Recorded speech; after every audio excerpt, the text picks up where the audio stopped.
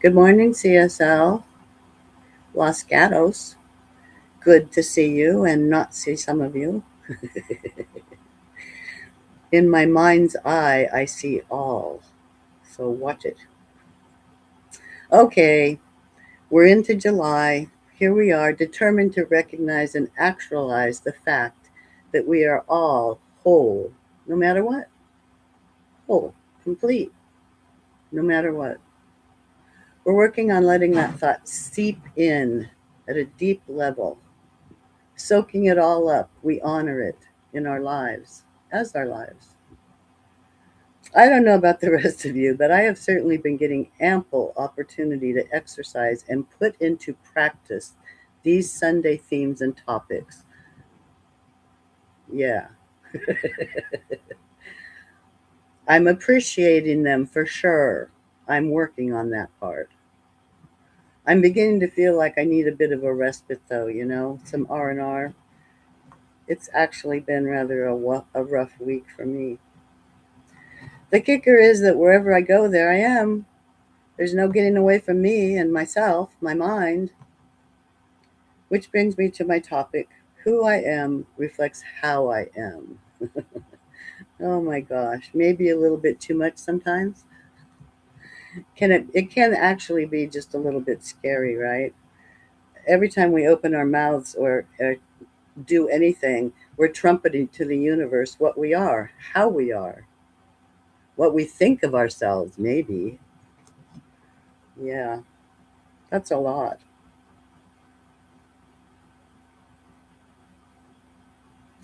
So, I do want to remind all of us that Reverend Alice presented a valuable lesson to us last week. She started the month off with her talk about no bad parts. I like that.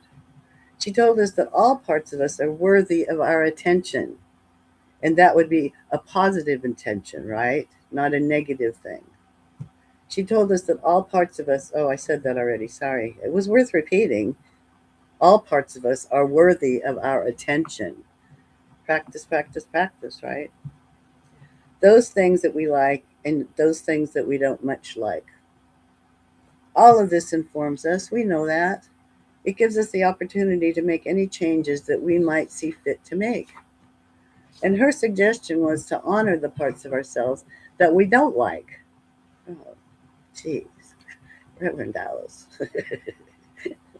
Rejecting any parts of ourselves has us missing important information about us. And it actually does keep us marking time. If that's where you want to be, that's fine.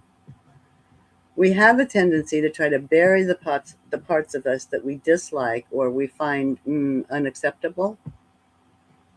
This merely puts roadblocks in the path to our growth. We know that. It doesn't allow us to change anything. It also has the capacity to fragment us, cutting us off from living a full and authentic existence. In trying to hide away those traits that we don't find admirable, we run the risk of never truly connecting with ourselves and with others. I think that's a biggie. I don't think we recognize that sometimes. So, those things that we hide, that has ramifications for us and for those that we have relationships with, and for our relationship with spirit. Withholding parts of ourselves means we're never giving the whole of ourselves to anyone or anything. It's like a puzzle that's missing a piece or two. There will always be something missing from those kinds of relationships. I believe life can be, in fact, is meant to be a lush, lavishly enriching experience. I can't claim that that's how it feels sometimes, but that's, I think, how it's supposed to be. Full of satisfaction and mutually edifying relationships and events. That sounds really good. This is why we care about being authentic. This is what it brings to us: deeper meaning, greater love, greater satisfaction in our daily experiences. Who doesn't want that? It heightens our awareness of our God selves, opens up our senses to the beauty and the harmony around us. It definitely brings us closer to our God and to that kind of love, that depth of love. Curiosity got the best of me, and I had to look up what Webster's had to say about authenticity. And this is what I found. Authenticity is the quality or condition of being authentic. Well, yeah, trustworthy or genuine. It is the quality of being genuine or not corrupted from the original. Wow. Did you get that last part? I really like that. Not corrupted from the original. What are our true origins? God, the one and only original. To be authentic is to be uncorrupted from that original. So we are replicas of that original in human form. Being authentic is actually our true nature. We're all just trying to get back to that place of recognizing it, seeing it play out in our lives. There are no bad parts. Looking further, I found this information about authenticity in an article about in Psychology Today. Apparently, it's the subject of some debate, but they set forth an inventory made up of 4 key factors of authenticity. So the factors are: number one, self awareness, knowledge of and trust in one's own motives, emotions, preferences, and abilities. Number two, unbiased processing. I think that means lack of judgment, yeah. Clarity in evaluating your strength and your weaknesses without denial or without blame. No bad parts, right? Number three, behavior. Acting in ways congruent with your own values and needs, even at the risk of criticism or rejection. Yeah, bravery. And number four, relational orientation. Close relationships which inherently require openness and honesty. I mean, well, really, honestly, you can't have a very close relationship if you're withholding, right? If you're hiding parts of yourself. And who are you really hiding them from? Yourself. They also go on to say that authenticity is a lifelong process. Now, this is like, oh, great. I know I don't, I know, I mean, I'm sorry. I don't know if that's a blessing or a curse. I guess we decide for ourselves, right? And because I can do that, I guess I'll say it certainly gives us license to practice being who we truly are. And maybe that takes some pressure off, yeah? There's no timeline. It's a lifelong process. So that's a good thing. We can actually decide for ourselves that we are humanly divine, perfect just as we are, and no need to press ourselves into a form that really doesn't fit us. And now that gives me a mental picture of myself lying on my bed trying to squeeze into a pair of skinny jeans that are 2 sizes too small. Anybody else relate to that? Probably not. You don't need to do that to ourselves. We just really don't. Just let it all hang out. Anyway, I bring these things to your attention because I believe we can use them. And they work for us as we work on ourselves, and they work for us. Acting in ways congruent with our values, trusting in our own motives and judgments, and being open and honest, or actually being true to ourselves. These are all great values that we can adopt and assimilate in our lives. They give us some good guidelines to follow and to employ as we let our true selves be known. Being authentic means to me that I'm comfortable in my own skin. I accept myself for what I am, and I have no hesitation about sharing with others from that space. It's really a very freeing way to be. When we can let others see that we accept ourselves, foibles and all, it gives them license to follow suit. I think it's a really pretty comfortable place to be, and it makes others comfortable too.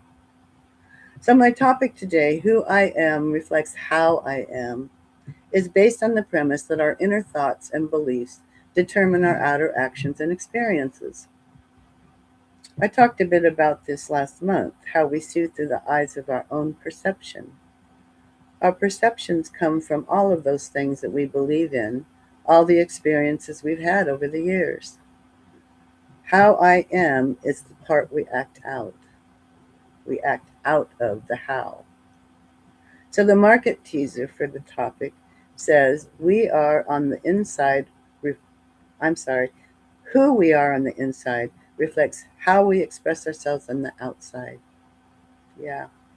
Relationships are mirrors that allow us to see that how we view the world reflects how we view ourselves. The more we can uncover our parts, remove our masks, and be authentically ourselves, the more we're able to see the divine in everyone we meet. What would my life be like if I was authentically myself in every relationship? It seems clear that when we're withholding things, the end result is that we're cheating ourselves and those that we're withholding from. Hiding behind a mask has the effect of never being fully known.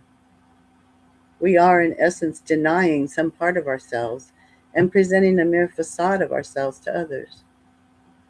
Wouldn't that mean that every time we do that, we're confirming to ourselves that there's some part of us that must remain hidden? Reverend Alice says there's no bad parts, ladies. That can't be true.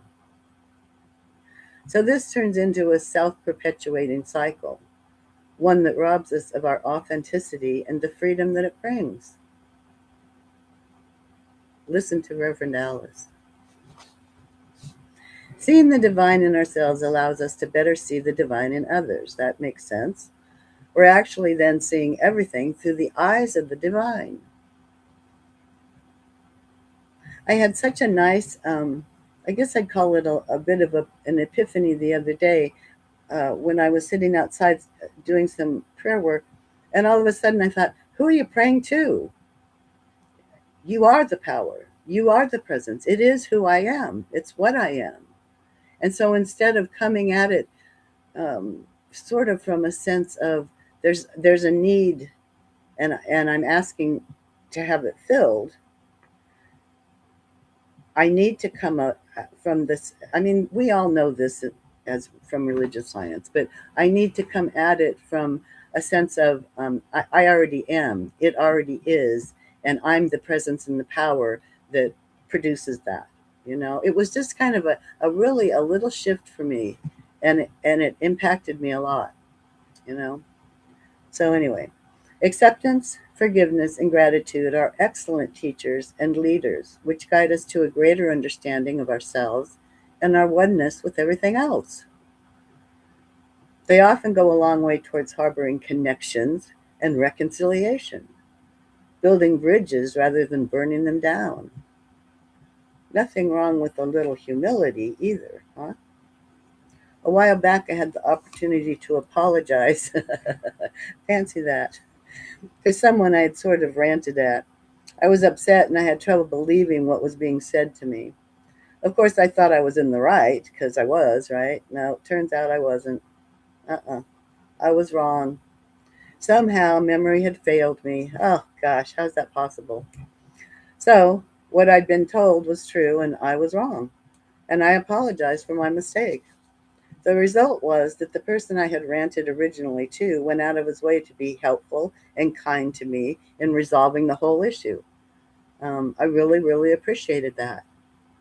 He never lost his cool. And then he went ahead and did extra stuff for me, it was wonderful.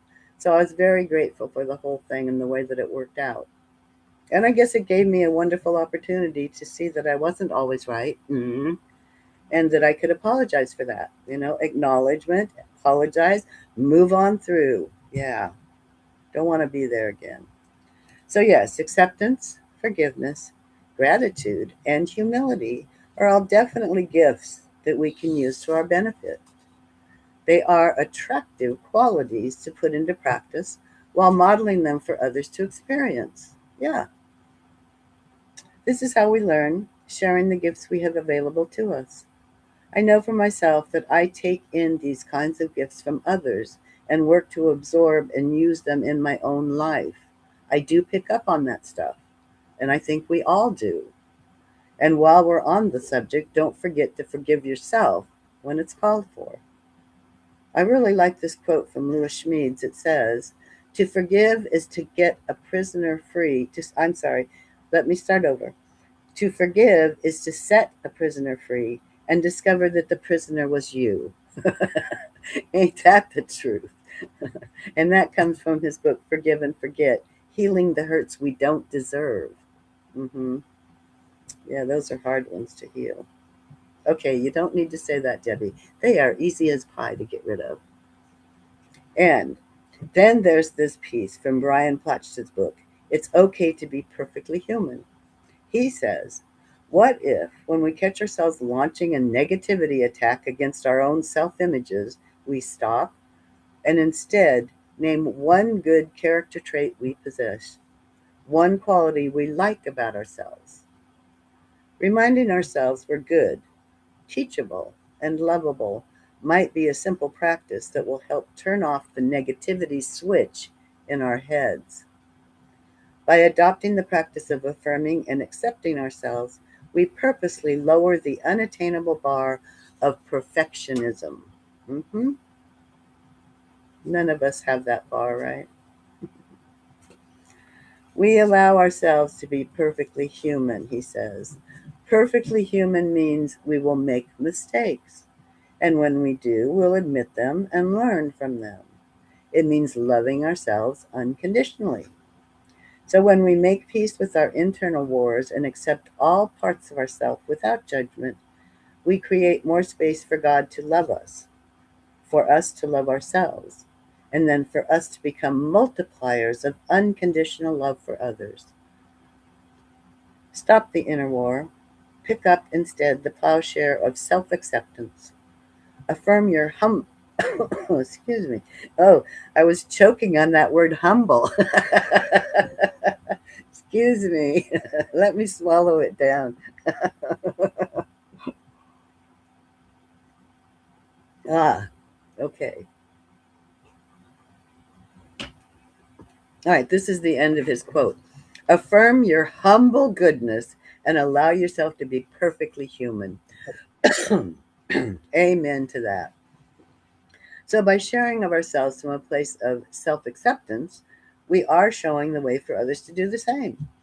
I think he's saying here that we can increase our ability to give unconditional love to others by our self acceptance. Uh oh, Debbie, you're falling off. Hold on. Hold on, everyone. I don't want to fall over here.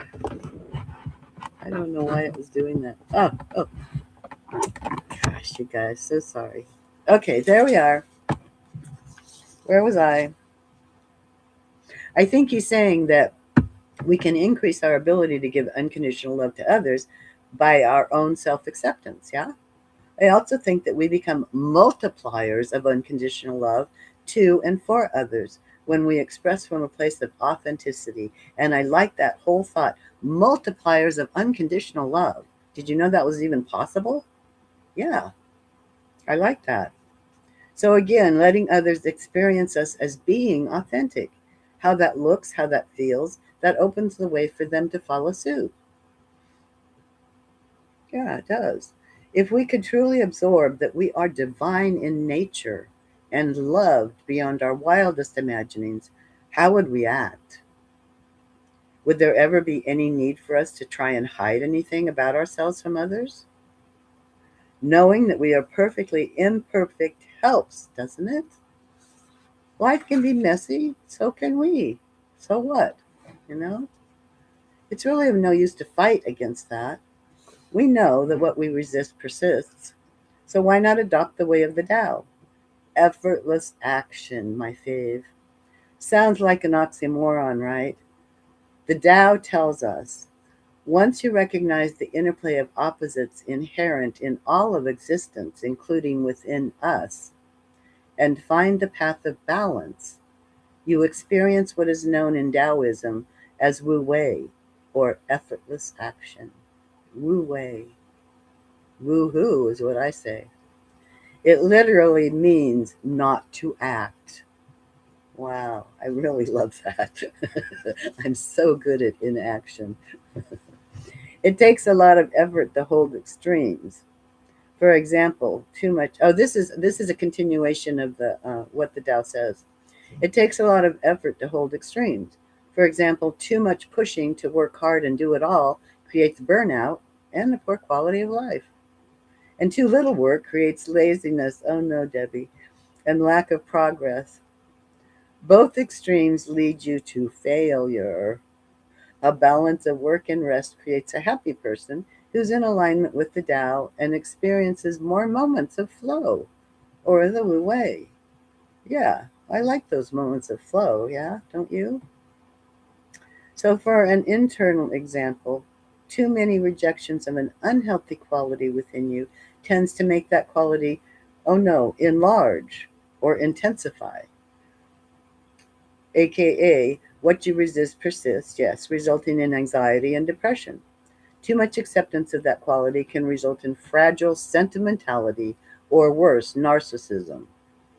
Learning to find balance and neither reject too much or accept too much such a quality, essentially non-attachment, leads to more inner peace. Yeah, balance.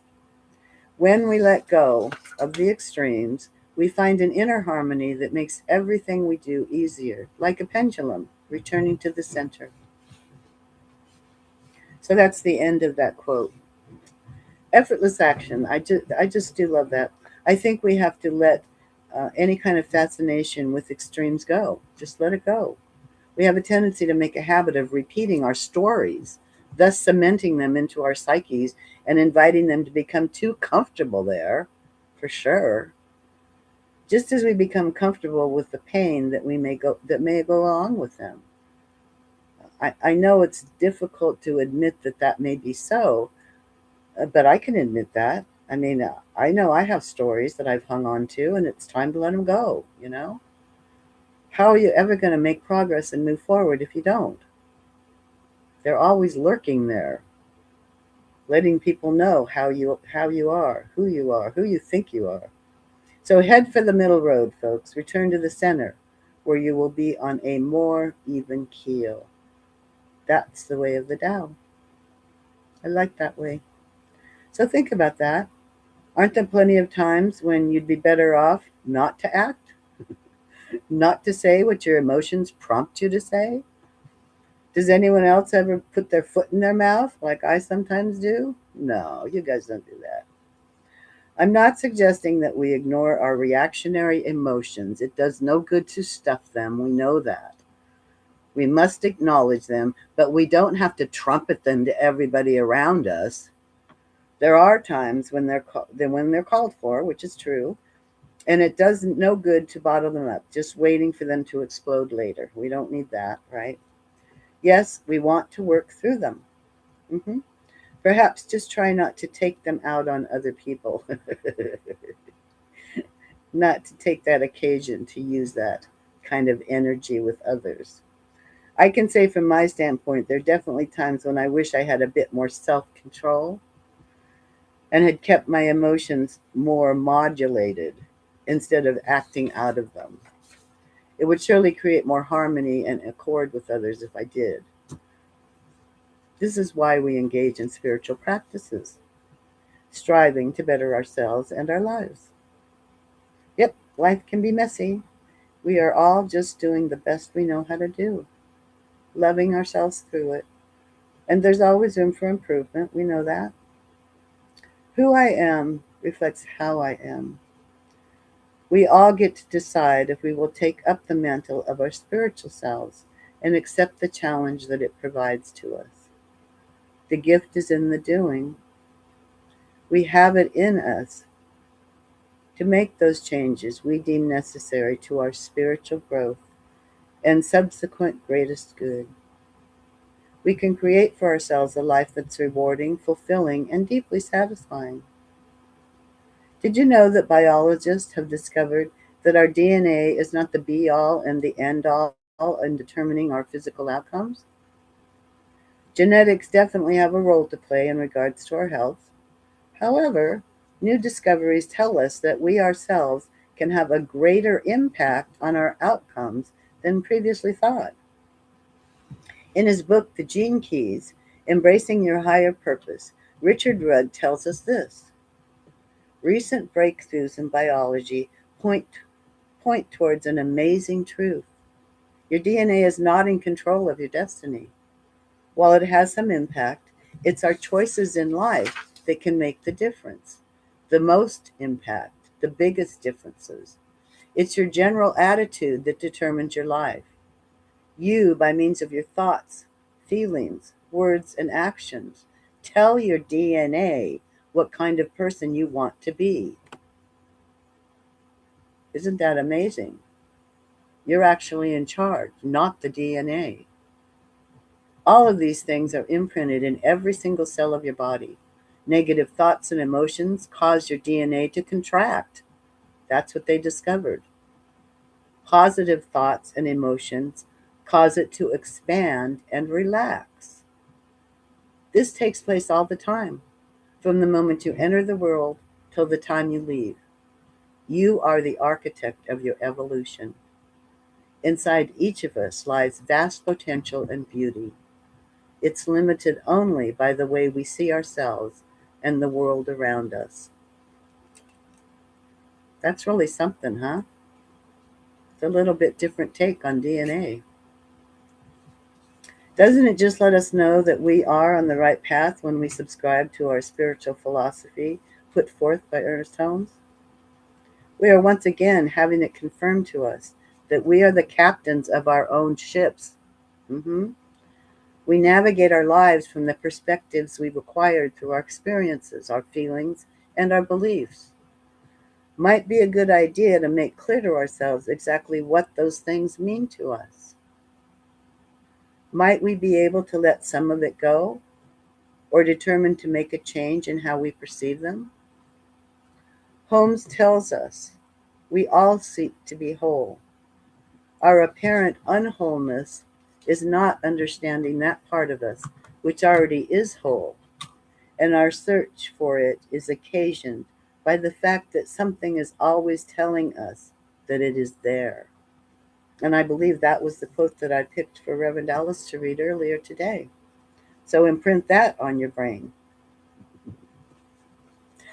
We all have within us that which lets us know who and what we truly are. We may have forgotten, but we can always reconnect with that and work from there. Wholeness is not something we acquire. It's something we already have. It is what we are. It's just a matter of becoming more aware of it as the truth of our being. We must own all parts of ourselves, if we're going to realize and demonstrate wholeness. There's nothing outside of God, we know that. It's up to us to align ourselves with that truth, make the connection, and trust it to prove itself through us, as us. Holmes writes in the Science of Mind text, the whole purpose of the science of mind is to reconcile the apparent separation of the spiritual world, which must be perfect, with the material world, which appears imperfect. The spiritual world is the cause of the material. We are spiritual beings governed by mental law. Only that world can appear to us which we mentally perceive of. Only that world can appear to us, becomes the place we live in, which we mentally perceive. A person's experience is the logical outcome of their inner visions. Their horizon is limited to the confines of their own consciousness. Wherever this consciousness lacks a true perspective, its outward expression will lack proper harmony. So let's get our heads in the right place. Clear up any misunderstanding you might have about where you're coming from mentally and emotionally. Let go of old wounds and resentments. Forgive yourself, forgive others. Open the way for a new vision and a new view of yourself and others. We do live in a duplicitous environment, but it doesn't have to be that way. We don't have to buy into that.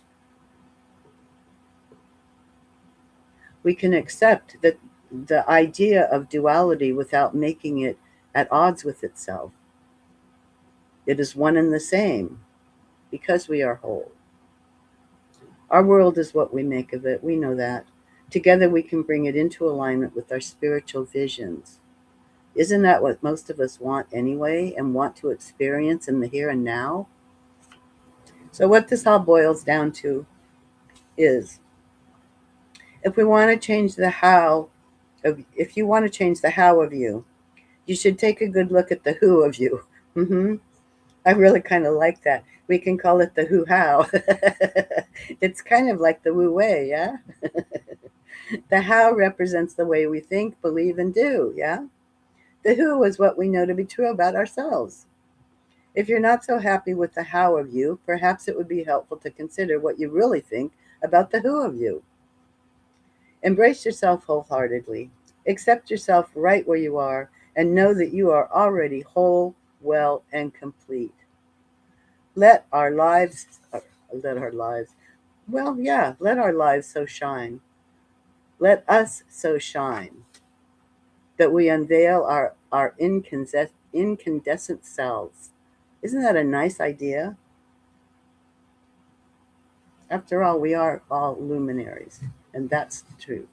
So shine on, folks, shine on. And so it is. Okay, so let's take just a few moments